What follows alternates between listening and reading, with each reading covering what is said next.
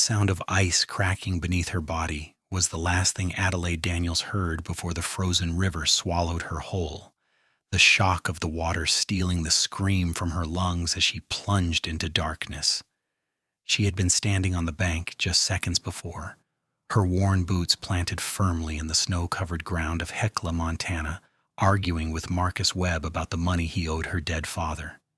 The winter of 1873 had been brutal, and the small mining town hugged the mountains like it was trying to survive the cold by sheer stubbornness alone. Adelaide had come to Marcus for what was rightfully hers, $200 that would mean the difference between keeping her small boarding house running or losing everything. But Marcus, her former beau who had shown his true colors when her father passed 3 months prior, had other ideas about settling debts.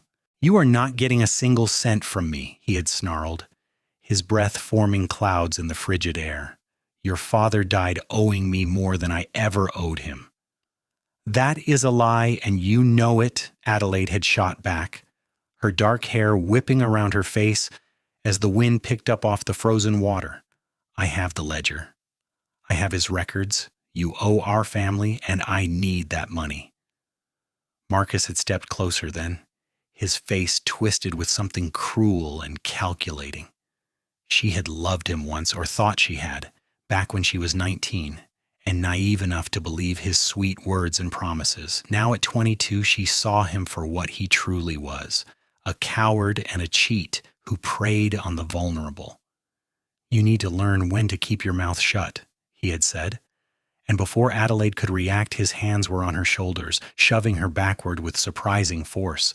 She had felt her feet leave solid ground, felt the horrible moment of weightlessness, and then the ice had given way beneath her with a crack like a gunshot. The Blackfoot River ran through Hecla, fed by mountain streams that kept it moving even in the depths of winter. But the edges froze solid, deceiving and deadly, and Adelaide crashed through the surface layer into water so cold it felt like 1,000 knives piercing her skin at once. Her heavy wool skirts dragged her down immediately, the layers of fabric that kept women modest in civilized society becoming a death sentence in the freezing current. Adelaide tried to kick, tried to swim, but the cold seized her muscles and made them useless. She could see the broken circle of ice above her, the gray winter sky beyond it, but it might as well have been a mile away. Her lungs burned, screaming for air she could not give them, and dark spots began to dance across her vision. "This is how I die," she thought with strange clarity. "Murdered by a man I once kissed, drowning in a frozen river while the whole town goes about its business, none the wiser." But then something changed. A dark shape appeared above the ice, and suddenly the hole she had fallen through exploded outward as someone dove in after her.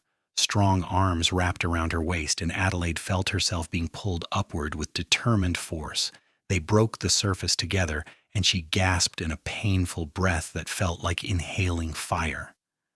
The arms around her did not let go, and she was vaguely aware of being dragged through the water toward the bank, of hands grabbing her and hauling her up onto solid ground. "Get blankets," a deep voice commanded, rough and urgent. "Now, and start a fire." Adelaide was shaking so violently she could not control her own body, her teeth chattering so hard she thought they might break. Someone was pulling at her soaked clothing, and she tried to protest but could not make her mouth form words. Everything was confusion and cold, and the terrible certainty that she was going to freeze to death despite being pulled from the water. "Stay with me," the voice said again, closer now, and Adelaide felt herself being wrapped in something dry and warm. "You are going to be fine. Just stay with me." She managed to force her eyes open, though they did not want to cooperate, and found herself looking up into the face of a stranger. He was young, perhaps 25 or 26, with dark hair plastered to his head from the river water and gray eyes that were fixed on her with intense concentration. He was soaking wet himself, she realized with dim confusion. He had jumped in after her. This man she had never seen before had risked his own life to save hers. "Who?" she tried to say, but her jaw would not work properly. "Hush now," he said, rubbing her arms vigorously through the blanket someone had provided. "Save your strength. We need to get you warm." Adelaide became aware of other people around them now, a small crowd gathering on the riverbank.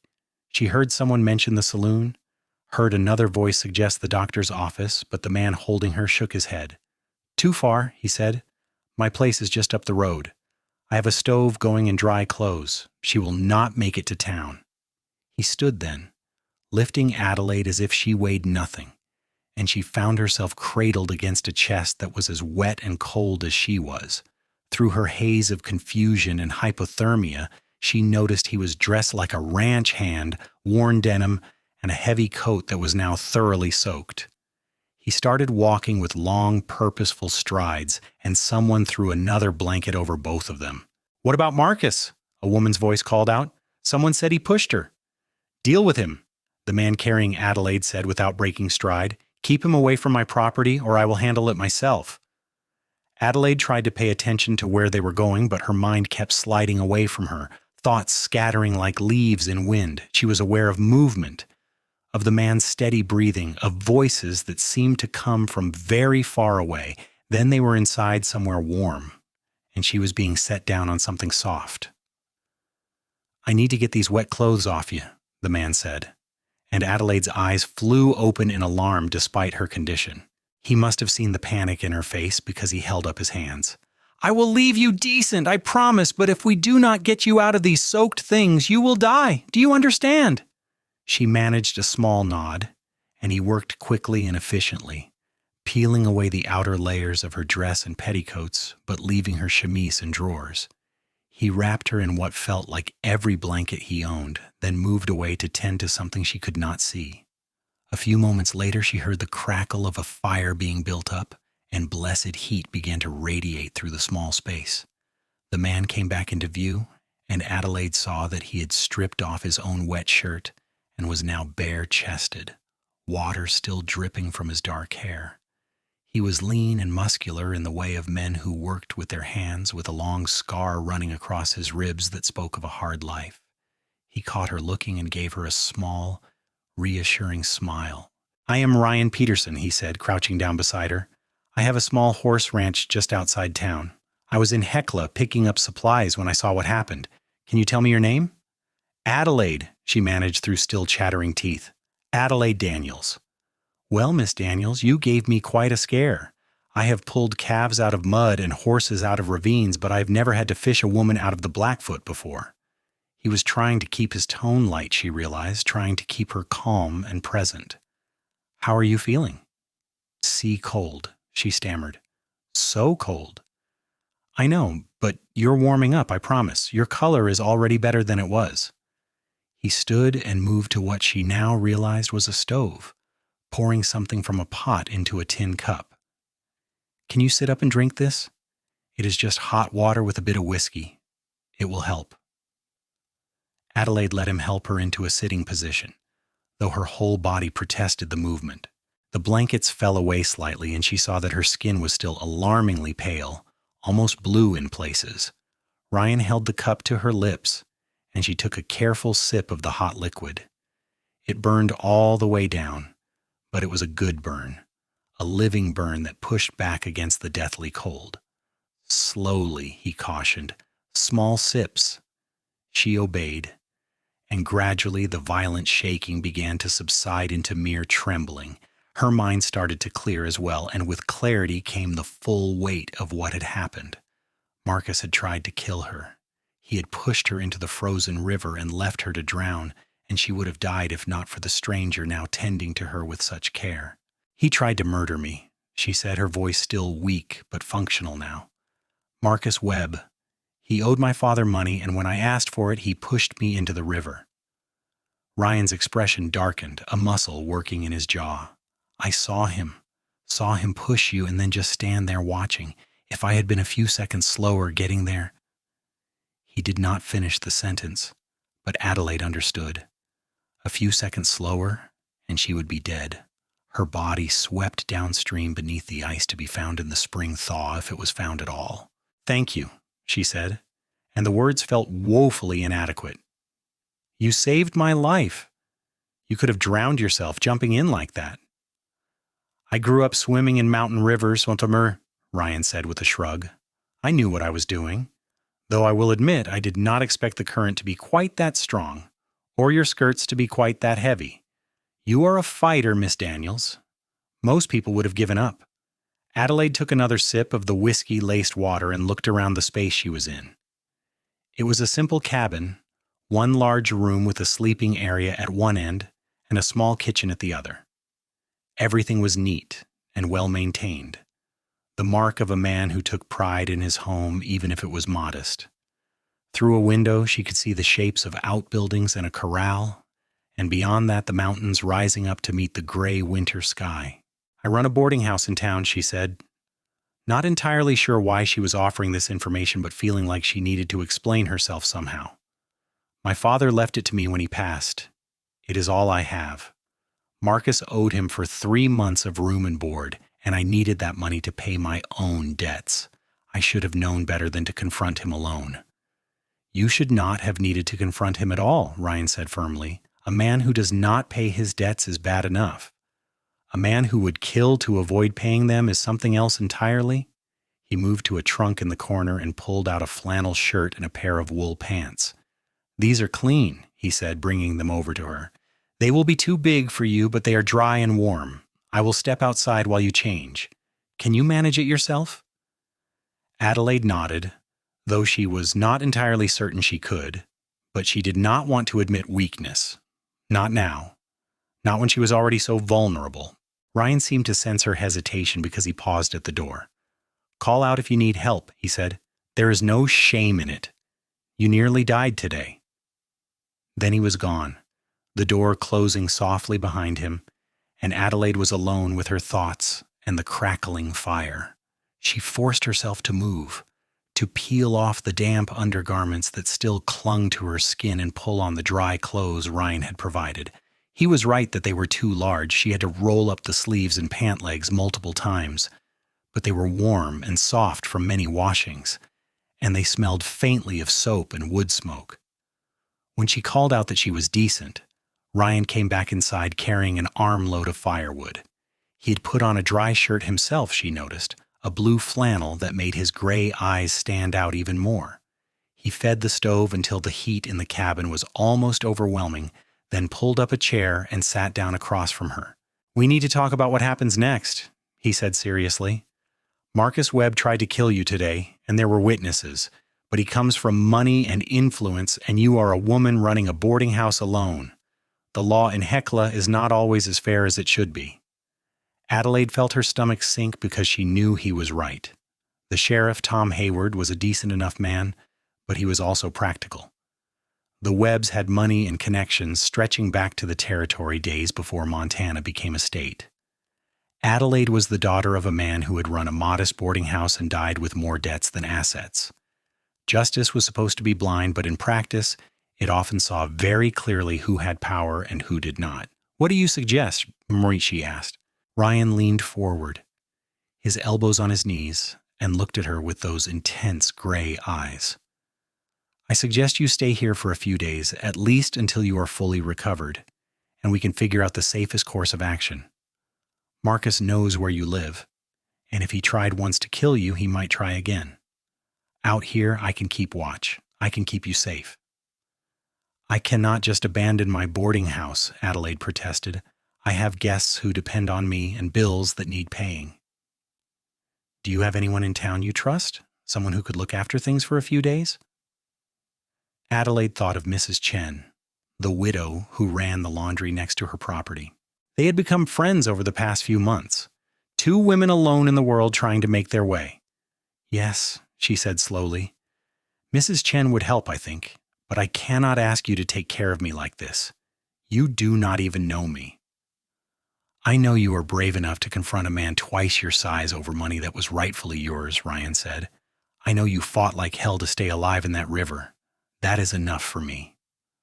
Something in his tone made Adelaide look at him more closely. There was a sadness in his eyes that she had not noticed before, a weight that suggested he understood loss and hardship in ways that went deeper than surface sympathy. Why are you doing this? She asked softly. Really? Ryan was quiet for a long moment, his gaze shifting to the fire. When he spoke, his voice was distant, as if he was remembering something painful. I had a sister once, younger than me by 3 years. She fell in love with the wrong man, someone who was charming and attentive right up until she married him. Then he showed his true colors. He hurt her badly and often, and she was too ashamed to tell anyone. By the time I found out it was too late, he went too far one night and she died of her injuries. Adelaide drew in a sharp breath, her hand moving instinctively to cover her mouth. I am so sorry. It was 5 years ago, Ryan continued. I was working on a cattle drive in Wyoming, and by the time I got the news and made it home, she was already buried. The bastard who killed her got away with it too. Claimed she fell down the stairs. Everyone knew he was lying, but he had family connections and no one wanted to make waves. He looked back at Adelaide then, and she saw the fierce determination in his face. I swore that day that if I ever had the chance to protect someone from that kind of evil, I would. So that is why I am doing this, Miss Daniels, because I could not save my sister, but I can save you. The raw honesty of his words hit Adelaide like a physical force. She understood now why he had jumped into the frozen river without hesitation, why he was offering sanctuary to a stranger. He was trying to make right what had been done to his sister, trying to save someone else's sister even if he could not save his own. What was her name? Adelaide asked gently. Emma, Ryan said, and a ghost of a smile touched his lips. Emma Rose Peterson. She loved wildflowers and terrible poetry and making up songs. She deserved so much better than what she got. I am sure she did, Adelaide agreed, and I'm sure she would be proud of what you did today. They sat in companionable silence for a while after that, the fire crackling and the wind howling outside. Adelaide felt exhaustion pulling at her, the aftermath of the cold and the fear and the trauma of nearly dying. Her eyes kept trying to close despite her best efforts to stay awake. You need to rest, Ryan said, noticing her struggle. You can take the bed. I will sleep by the fire. This is your home, Adelaide protested weakly. I cannot take your bed. You can, and you will, Ryan said in a tone that brooked no argument. You have been through hell today, Miss Daniels. Let me do this one small thing. Adelaide wanted to argue more, but she simply did not have the strength. She let Ryan help her to the sleeping area, where a simple but sturdy bed frame held a mattress that looked infinitely inviting. She crawled under the quilt, still wearing Ryan's oversized clothes, and felt warmth envelope her like an embrace. Thank you, she murmured again, her eyes already closing. For everything. Sleep, Ryan said softly. I will be right here if you need anything. Adelaide slept deeply and dreamlessly, her body shutting down to heal from the ordeal it had endured. When she woke, it was to the smell of coffee and bacon and pale morning light streaming through the cabin's windows. She sat up slowly, her muscles protesting, and found Ryan at the stove preparing breakfast. Good morning, he said when he noticed she was awake. How are you feeling? Adelaide took stock of herself. She was sore and tired, but the bone-deep cold was gone, replaced by the normal warmth of a living body. Better, she said honestly. Much better, actually. That is good to hear. I was worried about you during the night. You were shaking so badly when you fell asleep. Were you up all night watching me? Adelaide asked, a strange warmth spreading through her chest at the thought. Someone had to make sure you did not develop a fever or start shivering again, Ryan said matter-of-factly, though a slight flush colored his cheeks. Besides, I am used to short nights. The horses do not care if I am tired. He brought over a plate with bacon, eggs, and biscuits, and Adelaide realized she was ravenously hungry. She ate quickly, grateful for every bite, while Ryan sipped his coffee and watched her with an expression that might have been satisfaction. I need to go into town today, he said after she had finished eating. I want to check on your boarding house and talk to Mrs. Chen. I also want to see if the sheriff has done anything about Marcus. You should stay here where it is safe. I am coming with you, Adelaide said immediately. Miss Daniels. It is my boarding house and my life we are talking about, she interrupted. I appreciate everything you have done truly, but I cannot hide out here indefinitely. I need to face this. Ryan looked like he wanted to argue, but something in her expression must have convinced him that she would not back down. All right, he said reluctantly. But you stay close to me, and if I say we leave, we leave. Agreed? Agreed. They rode into Hecla together. An hour later, Adelaide seated behind Ryan on his sturdy bay gelding. The town looked different than it had the day before, or perhaps it was just that Adelaide was seeing it through new eyes. The frozen river ran alongside the main street, a constant reminder of how close she had come to death. People stared as they passed, and Adelaide could hear the whispers starting already. A woman riding behind a strange man wearing men's clothes no less was enough to set tongues wagging, even without the added scandal of attempted murder. Ryan guided the horse to the boarding house, a two-story building that Adelaide had called home for her entire life. Her father had built it with his own hands, board by board, dreaming of prosperity that never quite materialized. But it was solid and well-maintained, and Adelaide loved every inch of it. Mrs. Chen was sweeping the front steps when they arrived, and her weathered face broke into a relieved smile when she saw Adelaide. "Thank the heavens, Rear," she said, her accent still heavy despite 20 years in America. "I heard what happened at the river. I was so worried." "I'm all right, thanks to Mr. Peterson," Adelaide said, sliding down from the horse with Ryan's help. "But I need to ask a favor." Mrs. Chen listened intently as Adelaide explained the situation, her expression growing darker with each detail. "That Marcus Webb is a snake," she said venomously when Adelaide finished. "Always has been, always will be. Of course, I will help with the boarding house. You stay safe, you stay away from him." "Are any of my guests causing problems, Waha?" Adelaide asked. No. Most are minors. They come home late and leave early. Very quiet. I already collected rent from the two who owed, told them you were unwell. Everything is fine." Relief flooded through Adelaide. At least one thing was going right. "I do not know how to thank you." "You just stay alive," Mrs. Chen said firmly. "That is thanks enough. This town needs more women with backbone, not fewer." They left the boarding house and headed toward the sheriff's office, which was located in a small building near the center of town. Sheriff Hayward was at his desk when they entered, a stocky man in his 50s with a thick mustache and tired eyes. He looked up at their entrance and sighed heavily. "Miss Daniels, he said. "I heard about yesterday. I'm glad to see you are all right." "No thanks to Marcus Webb," Adelaide said, her voice harder than she intended. "Are you going to arrest him, Sheriff?" "There were witnesses. He pushed me into the river and left me to drown." Hayward shifted uncomfortably in his chair. "It is not that simple, Miss Daniels. Mr. Webb has a different account of what happened. He claims you slipped on the ice during an argument and that he tried to help you." "That is a lie," Adelaide said, anger rising hot in her chest. "He pushed me deliberately. Ask anyone who was there." "I have asked," Hayward said, "and the witnesses have conflicting stories. Some say they saw him push you, others say they just saw you fall, without clear evidence." "So you were just going to let him get away with attempted murder?" Ryan spoke up for the first time, his voice dangerously quiet. Hayward looked at him with narrowed eyes. "And you are?" "Ryan Peterson. I run the ranch outside town. I am the one who pulled Miss Daniels from the river." "Then you are a hero, Mr. Peterson, and the town thanks you for your service. But that does not give you authority to question how I run my office."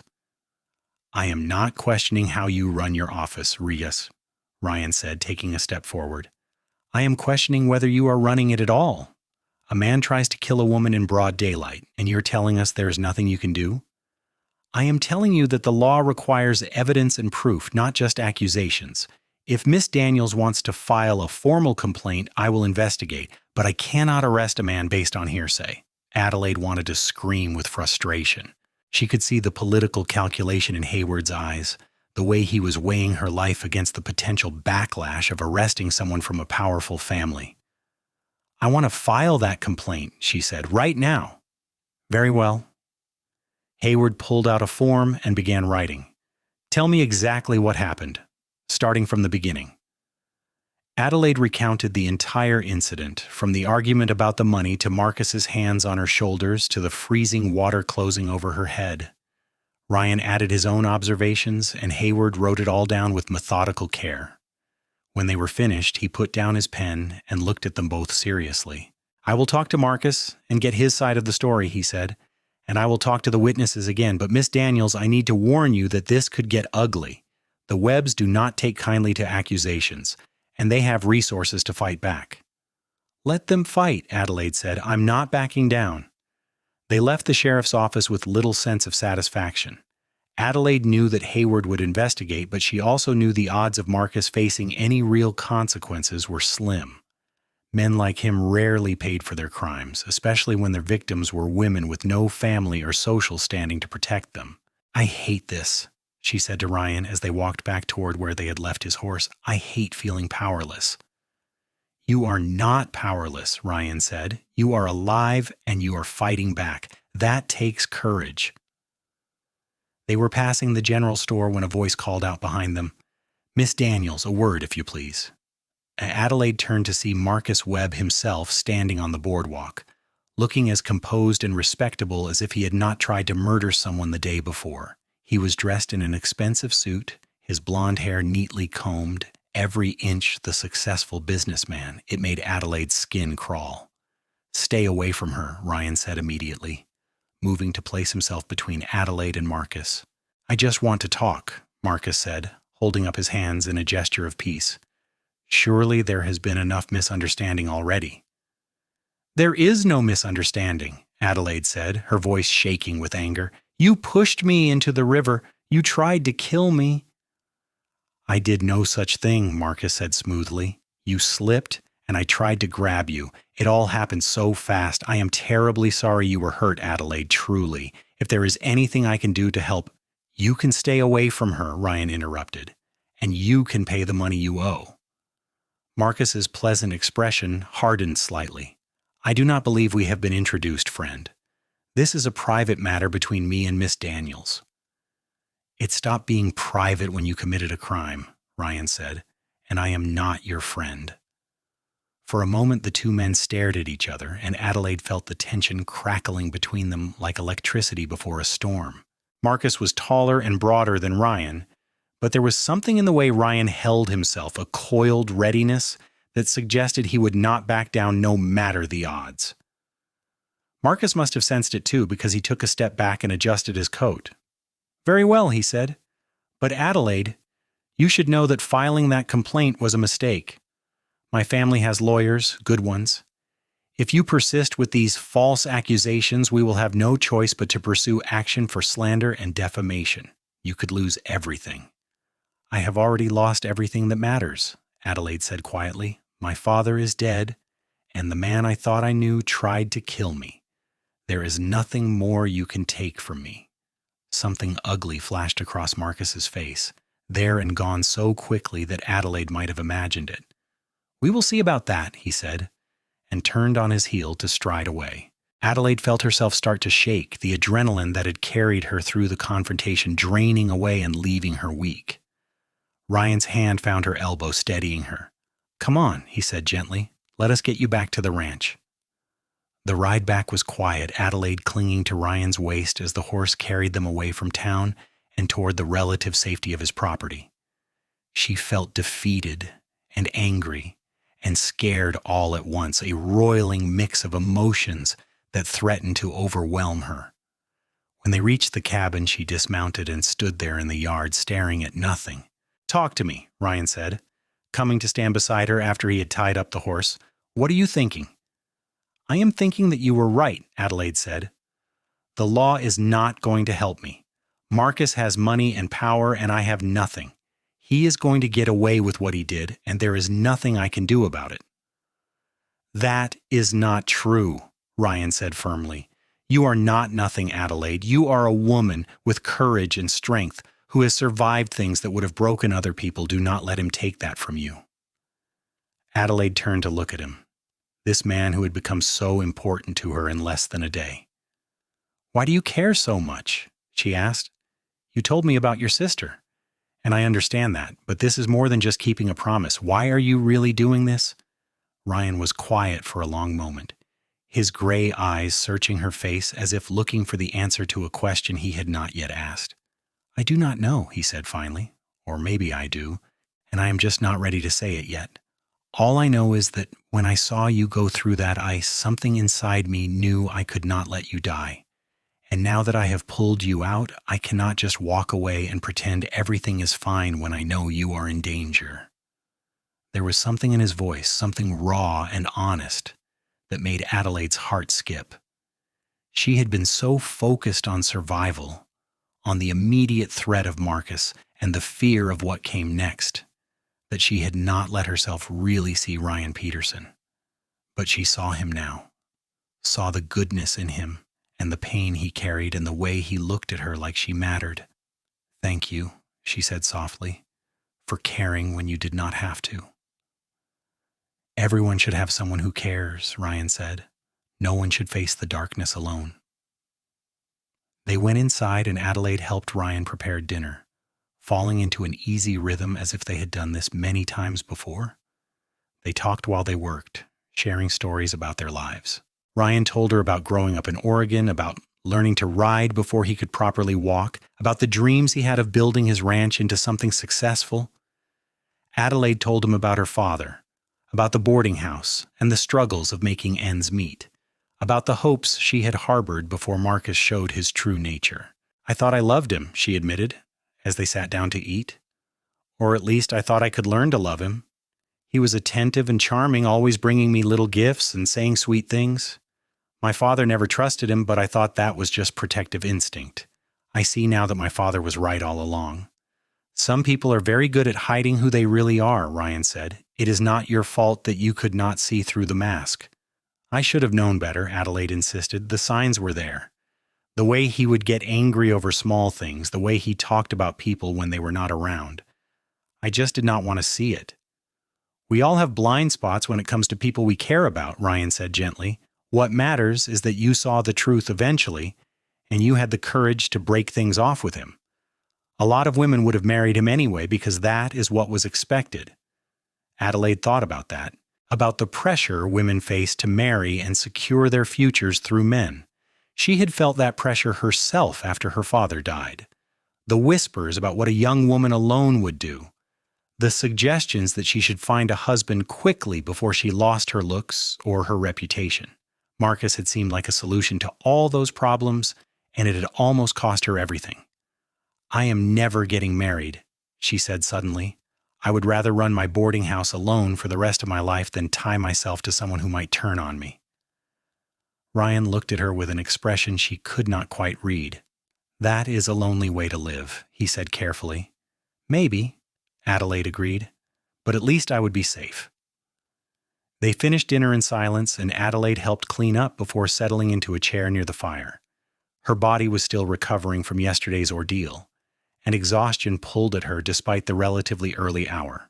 Ryan seemed to sense her fatigue because he brought over a quilt and draped it around her shoulders. Get some rest, he said. I'm going to check on the horses and make sure everything is secured for the night. I will be back in a bit.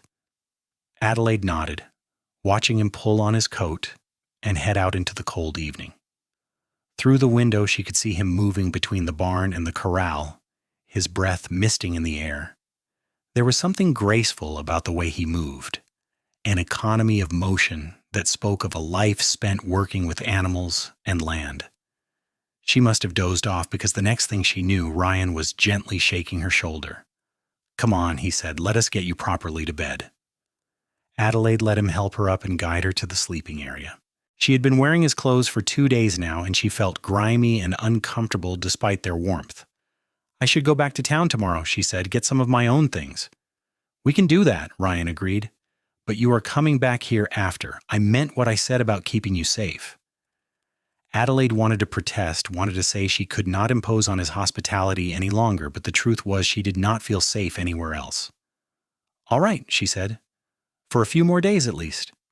She slept deeply again that night, her body still healing, and woke to find another morning had arrived. Ryan was already up and moving around the cabin, and when he saw she was awake, he brought her coffee and breakfast in bed. I could get used to this kind of treatment, Adelaide said with a small smile. Do not, Ryan said, but there was warmth in his voice. I am only doing this because you nearly died. Once you are fully recovered, you will be expected to pull your own weight around here. They rode into town after breakfast, and Adelaide felt a strange sense of trepidation as they approached her boarding house. Everything looked normal on the surface, but she could not shake the feeling that something was wrong.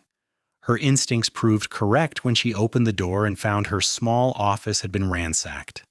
Papers were scattered everywhere. Drawers had been pulled out and emptied, and her father's old desk had been broken apart as if someone had been looking for something hidden inside. No, Adelaide breathed, rushing forward to survey the damage. No, no, no. Ryan was beside her instantly, his hand on her back. What were they looking for? The ledger, Adelaide said, her heart sinking. My father's records that prove Marcus owes us money. I kept it locked in the desk. They searched through the mess, but the ledger was nowhere to be found. Whoever had broken in had taken it, and Adelaide knew with sick certainty that it had been Marcus or someone working for him. Without those records, she had no proof of the debt, no way to force him to pay what he owed. He has taken everything from me, she said, feeling tears of rage and frustration sting her eyes. First he tries to kill me, and now he destroys my property and steals the evidence. How is this fair? It is not fair, Ryan said, his voice tight with anger, and we are going back to the sheriff right now. But Sheriff Hayward was even less helpful than before. He came to look at the boarding house, made notes about the break-in, and promised to investigate.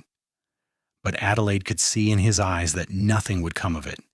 There was no proof that Marcus was responsible, and even if there had been, the stolen ledger would be destroyed by now.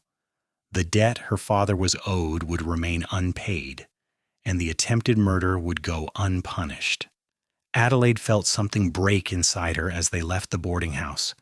She had tried to do things the right way, to seek justice through the proper channels, and it had gotten her nowhere. Marcus was going to win because the system was designed to let men like him win. I cannot stay in Hecla, she said to Ryan as they rode back to his ranch. Even if I keep the boarding house running, I will never feel safe here.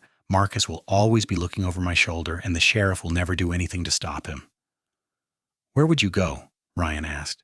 Adelaide had not thought that far ahead. I do not know. Maybe Helena or Butte, somewhere bigger where I could disappear? Or you could stay here, Ryan said quietly. Adelaide looked at him sharply. What? Stay here, Ryan repeated. Not just for a few days. Stay as long as you need to figure things out. You could help me with the ranch or just rest and recover, whatever you need. Ryan, I cannot ask you to do that. You have already done so much. You are not asking, I am offering. He turned in the saddle to look at her, and Adelaide was struck by the intensity in his gray eyes. I know we have only known each other a short time, but I feel like I understand you, Adelaide. I see your strength and your courage, and I do not want to see you run away and lose yourself in some city where no one knows your name. Stay here. Let me help you build something new. Adelaide felt her breath catch. There was something in his words, in the way he was looking at her, that suggested he was offering more than just temporary shelter. It terrified her and thrilled her in equal measure. Let me think about it, she said finally. Please. Ryan nodded and turned back around, and they finished the ride in silence.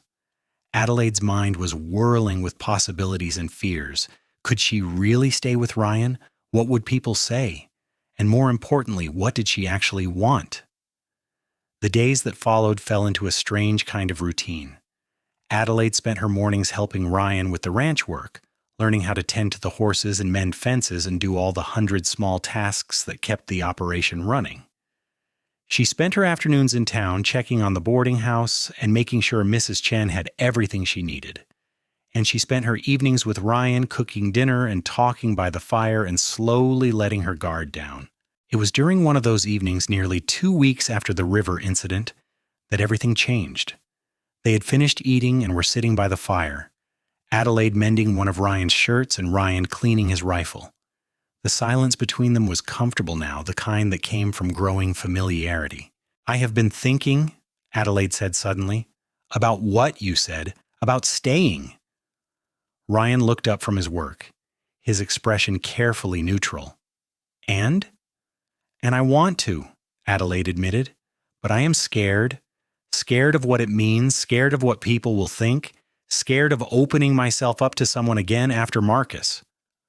I understand, Ryan said, setting aside the rifle, and I do not want you to feel pressured. But Adelaide, I need you to know something. These past 2 weeks with you here, they have been the best I have had in years. You make this place feel like a home instead of just a house. You make me want to build something lasting instead of just surviving day to day. Adelaide set down the mending, her hands trembling slightly. Ryan, what are you saying? He crossed the small space between them and knelt beside her chair, taking her hands in his. I am saying that I have feelings for you. Real feelings. Not just protective instincts or misplaced chivalry. When I see you smile, my whole day gets brighter. When I hear you laugh, I want to find ways to make you laugh again. And when I think about you leaving, it feels like someone is squeezing my heart. Adelaide stared at him, her mind struggling to process what she was hearing. But we barely know each other. I know enough, Ryan said firmly.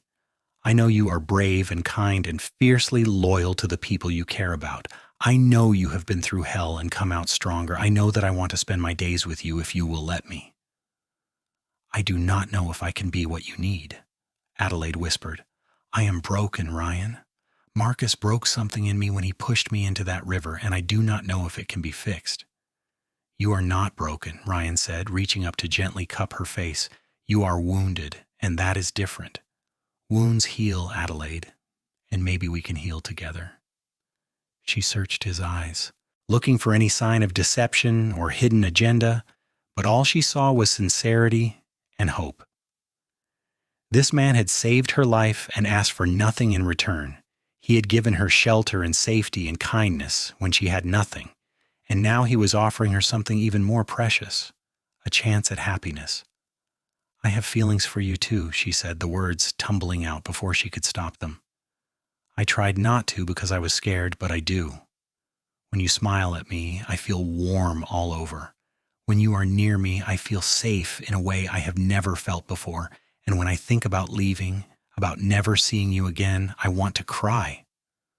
Ryan's face broke into a smile so bright it rivaled the sun. Then do not leave, as he said. Stay with me. Let us see where this goes.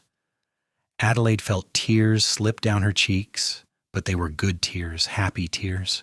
Are you sure? She asked. Are you really sure you want this, want me? I have never been more sure of anything in my life, Ryan said. And then he was kissing her, soft and gentle and perfect. And Adelaide felt something inside her chest crack open and let in the light. She kissed him back, her hands coming up to tangle in his dark hair. And for the first time since her father died, she felt hope for the future. When they finally broke apart, both breathless and smiling, Ryan rested his forehead against hers. I am going to court you properly, he said. I am going to take you to dances and buy you flowers and do all the things a man should do when he's trying to win a woman's heart. You already have my heart, Adelaide said. You saved it from the river, remember? Then I am going to spend every day making sure I am worthy of that gift, Ryan promised. They sat together by the fire after that, Adelaide nestled in Ryan's arms, and talked about the future. Ryan spoke of his dreams for the ranch, of breeding quality horses and maybe expanding into cattle. Adelaide spoke tentatively of keeping the boarding house but hiring someone to manage it, of being a partner in Ryan's enterprise rather than just a spectator. They made plans and shared hopes, and for the first time in a long time, Adelaide felt like her life was her own again. The next morning, Ryan announced that he was going into town on business and that Adelaide should come with him. She agreed, curious about what he was planning, and they rode in together with Adelaide once again seated behind him on the bay gelding. Instead of going to the boarding house or the general store, however, Ryan guided the horse to a small office on the edge of town. What are we doing here? Adelaide asked as they dismounted. You will see, Ryan said with a mysterious smile. The office belonged to Samuel Martinez, the town's only lawyer. He was an older gentleman with kind eyes and a reputation for honesty, and he greeted them warmly when they entered. "Mr. Peterson, Miss Daniels, please sit down. Mr. Peterson sent word yesterday that you would be coming." Adelaide looked at Ryan in confusion, but he just squeezed her hand and waited for the lawyer to continue. "I understand you have had some trouble with Marcus Webb," Martinez said to Adelaide, "and that certain records proving a debt have gone missing." "Yes," Adelaide said carefully, "but I do not see how—" "Your father was a meticulous man, Miss Daniels. Did you know he kept duplicate records of all his business transactions?" Adelaide's heart skipped. "What?" Martinez smiled and pulled out a ledger from his desk drawer. Adelaide recognized it immediately as her father's handwriting, but it was not the ledger that had been stolen. It was older, more worn, but it contained the same careful notations of debts owed and paid. "Your father left this with me for safekeeping several years ago," Martinez explained. "He wanted to make sure there was a backup in case anything happened to his primary records. I only learned of your current situation yesterday when Mr. Peterson came to see me." Adelaide turned to Ryan with wide eyes. "You did this?" "I knew your father must have been careful with his records, Ryan said. "Men in business always are, so I went to see Mr. Martinez and asked if he might have anything that could help." Adelaide looked back at the ledger, hardly daring to believe what she was seeing. She flipped through the pages, and there it was. 3 months of room and board charges for Marcus Webb, totaling exactly $200, with no record of payment. It was proof, undeniable proof, of the debt. "This changes everything," she breathed. "Indeed it does," Martinez agreed. "With these records, you have grounds to pursue the debt through the courts. I would be happy to represent you if you wish." Adelaide felt tears of relief and gratitude flooding her eyes. She turned to Ryan and threw her arms around his neck, holding him tight. "Thank you," she whispered. "Thank you so much." "You do not have to thank me," Ryan murmured into her hair. "You deserve justice, and I was going to do everything in my power to help you get it." They left Martinez's office with plans for him to file suit against Marcus for the unpaid debt. It would not address the attempted murder, but at least it was something, a small victory in what had felt like an unwinnable war. As they walked back toward where Ryan had tied his horse, they passed Marcus himself on the boardwalk. He saw the papers in Adelaide's hand, and his face paled slightly. "Those will not help you," he called out, but there was uncertainty in his voice now. "We will see about that in court," Adelaide called back, and for the first time since this nightmare began, she felt powerful instead of powerless. The lawsuit moved forward over the following weeks, and the whole town buzzed with gossip about it. Opinion was divided, with some people supporting Adelaide's right to collect the debt and others claiming she was a troublemaker trying to bring down a respectable man. But Adelaide did not care what people thought anymore. She had Ryan by her side, and she had the truth on her side, and that was enough. The case went before Judge Harrison in early March, nearly 2 months after Adelaide had been pushed into the river. It was a simple civil matter, just a question of whether the debt existed and whether Marcus owed the money. Martinez presented the ledger, along with testimony from several people who remembered Marcus staying at the boarding house during the months in question. Marcus's expensive lawyers tried to discredit the records, but the evidence was too strong. Judge Harrison ruled in Adelaide's favor, ordering Marcus to pay the $200 plus court costs. It was not the outcome Adelaide had most wanted. She still wanted him to pay for trying to kill her, but it was vindication nonetheless. She had fought the system and won, and Marcus had been publicly humiliated in the process. They celebrated that night at Ryan's ranch, just the two of them, and a special dinner Ryan had prepared. Adelaide wore a dress she had retrieved from her boarding house, the first time Ryan had seen her in something other than work clothes or his borrowed garments. His eyes widened when he saw her, and he told her she looked beautiful. "To justice," Ryan said, raising his glass. "To second chances," Adelaide countered, clinking her glass against his. They drank and ate and talked, and as the evening wore on, Ryan took Adelaide's hand and led her outside under the stars. The Montana sky was clear and vast, sprinkled with more stars than Adelaide had ever seen. Ryan pointed out constellations and told her their stories, and Adelaide leaned against him and felt completely at peace. "Marry me," Ryan said suddenly. Adelaide pulled back to look at him in shock. "What?" "Marry me," Ryan repeated, and now he was pulling a small box from his pocket. Inside was a simple gold band with a small stone that caught the starlight. "I know it is fast, and I know we have only known each other a few months, but Adelaide, I love you. I love your strength and your courage and the way you laugh at my terrible jokes. I love who I am when I am with you. Marry me and let us build a life together." Adelaide stared at the ring, her mind whirling. Every logical part of her brain was screaming that this was too fast, that she barely knew him, that she had sworn off marriage entirely.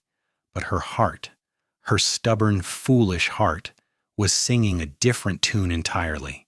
"Yes," she said, and watched Ryan's face light up with joy. "Yes, I will marry you." He slipped the ring onto her finger, and it fit perfectly, as if it had been made for her. Then he was kissing her under the stars, and Adelaide kissed him back with everything she had, pouring all her love and hope and gratitude into that single moment. They were married a month later in a simple ceremony at the small church in Hecla. Mrs. Chen stood as Adelaide's witness, and one of Ryan's ranch hands stood as his. Sheriff Hayward was there, and Judge Harrison, and even Samuel Martinez. Marcus Webb was notably absent, and Adelaide was grateful for it. This day was about her future, not her past. Adelaide moved into the ranch permanently after the wedding, and the boarding house was rented out to a couple looking to make their start in Montana. The income from it supplemented the ranch earnings, and slowly but surely Adelaide and Ryan began to build something solid and lasting. The first year of marriage was an adjustment, learning to live with another person and navigate the compromises and conflicts that came with it.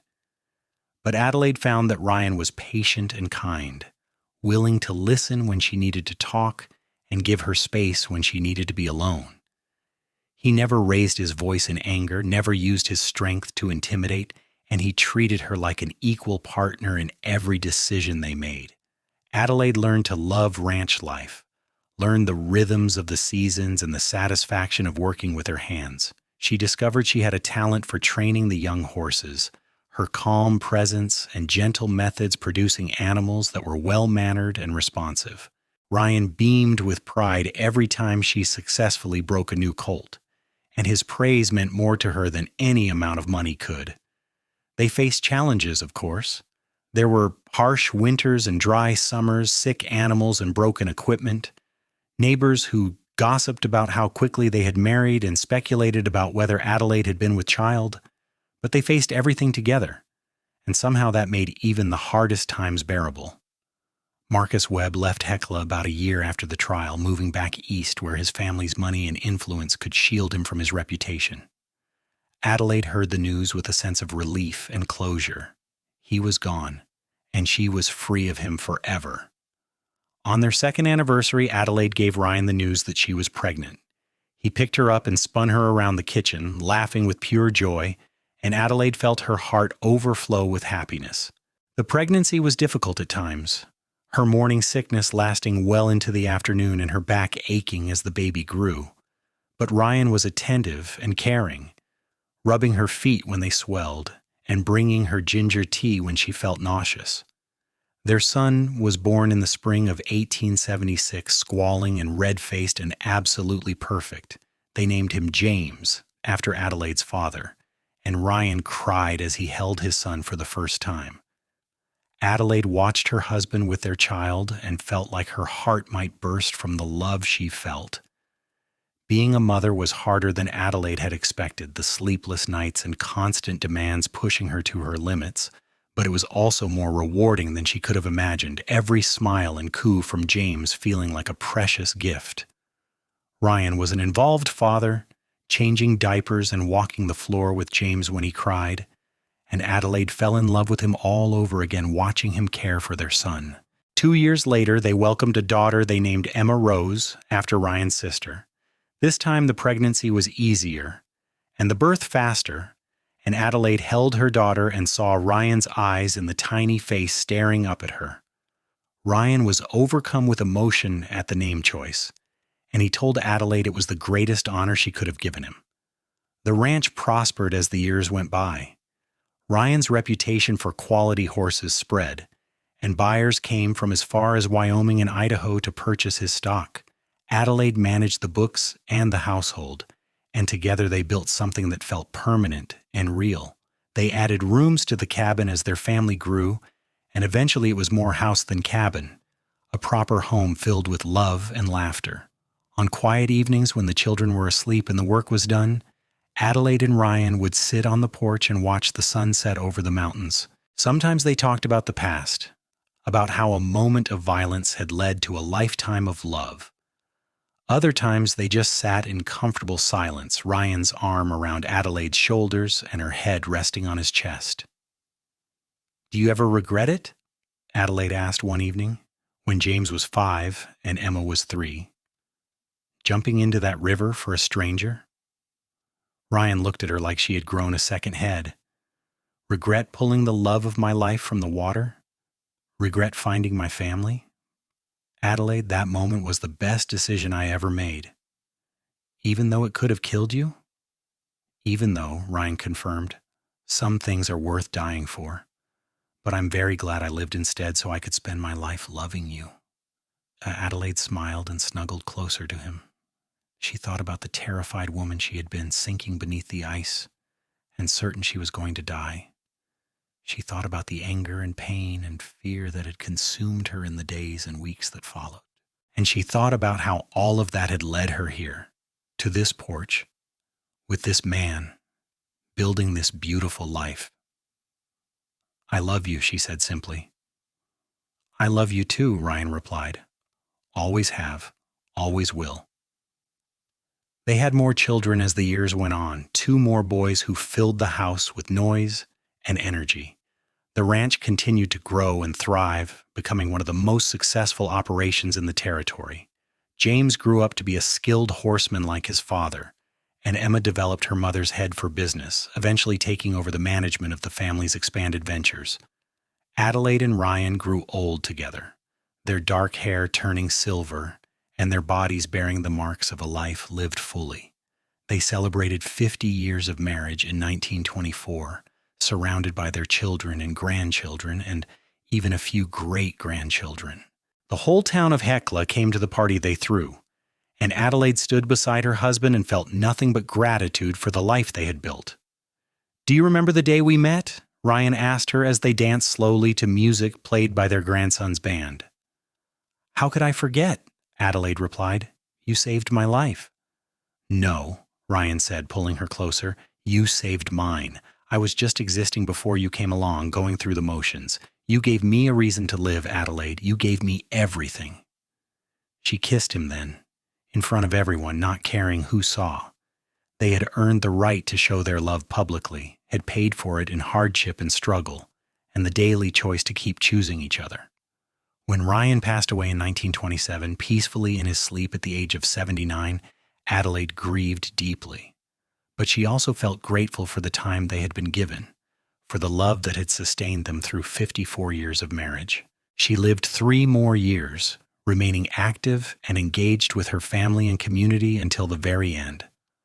On her deathbed, surrounded by the children and grandchildren who loved her, Adelaide's last words were simple: "Tell Ryan I am coming home." She closed her eyes and slipped away peacefully, and those present swore they saw her smile, as if she was seeing someone she had missed terribly waiting to welcome her home. The story of Adelaide and Ryan became legend in Hecla, passed down through generations as an example of true love and second chances. The boarding house eventually became a museum, and the ranch continued to operate under the management of their descendants. And every winter when the Blackfoot River froze over, people would stand on the bank and remember the day a woman was pushed through the ice and a cowboy jumped in to save her, starting a love story that would last beyond their lifetimes. Because sometimes in the darkest moments when we are drowning and certain we cannot be saved, a stranger reaches into the cold water and pulls us toward the light. And sometimes, if we are very lucky, That stranger becomes the person we cannot imagine living without, the one who turns our tragedy into triumph and our fear into forever. Adelaide and Ryan had been given that gift, and they had honored it by building a life of love, partnership, and unwavering devotion that stood as proof that even from the worst circumstances, something beautiful could grow. Their graves sat side by side in the Hecla Cemetery, the headstones simple but elegant, bearing their names and the dates of their long lives. Fresh flowers appeared on those graves every week, placed there by descendants who wanted to honor the couple who had started it all. And on the coldest winter days, when the river was frozen solid and the wind howled down from the mountains, people swore they could see two figures walking hand in hand across the snow, a cowboy and his love, together for all eternity.